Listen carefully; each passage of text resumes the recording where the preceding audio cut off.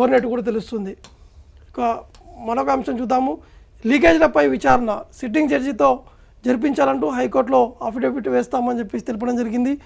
కొత్త టీఎస్పీఎస్సీతో ఉద్యోగుల నియామకాలు, కొత్త కాన్వాయ్ కొనను, సొంత కారునే వాడతానని చెప్పేసి సీఎం రేవంత్ రెడ్డి కూడా చెప్పడం జరిగింది.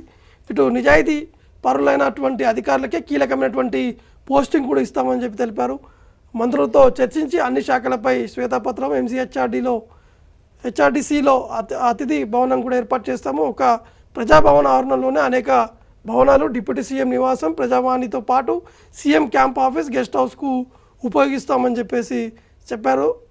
స్కిల్ డెవలప్మెంట్ కోసం ఒక భవనము, పార్లమెంట్ తరహాలో అసెంబ్లీ సెంట్రల్ హాల్, మంత్రులు ఎమ్మెల్యేలు మాట్లాడుకునే ఏర్పాట్లు, రాయదుర్గం మెట్రో ప్లాన్ అనుకూలమైనది కాదని చెప్పేసి సీఎం కూడా చెప్పడం జరిగింది. వెంటనే దాన్ని ఆపమని కూడా చెప్పడం జరిగింది.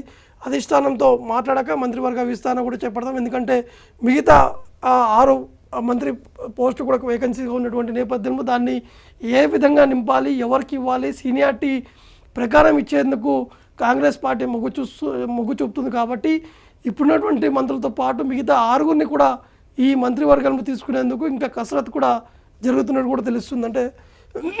అంటే ఇవన్నీ అంశాలు మీడియాతోటి మాట్లాడుతున్నటువంటి సమయం, చిట్ చాట్లో మాట్లాడినటువంటి సమయంలో సీఎం రేవంత్ రెడ్డి అన్ని అంశాలు కూడా ప్రస్తావించడం జరిగింది. ఇక మొదటగా కాంగ్రెస్ పార్టీ అధికారంలోకి వచ్చినటువంటి నేపథ్యంలో రేవంత్ రెడ్డి ప్రమాణ స్వీకారం చేసినటువంటి వెంటనే విద్యుత్ శాఖ సంబంధించినటువంటి అంశాలపైనే వారు ఎక్కువగా ఫోకస్ కూడా పెట్టడం జరిగింది.